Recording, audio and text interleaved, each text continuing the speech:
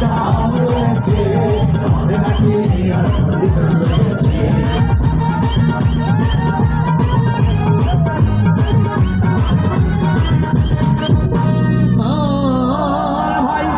একদিন গেলাম সিনেমা দেখতে, আর রিক্সা থেকে নেমে দেখে হলে একটি সুন্দরী মেয়ে দাঁড়িয়ে আছে। ব্ল্যাকের 10 টাকার টিকিট 20 টাকা কিনে কোনো রকম ভিতরে বসলাম। হঠাৎ দেখি পাশে চেয়ারে সেই মেয়েটি আমার পাশেই বসেছে।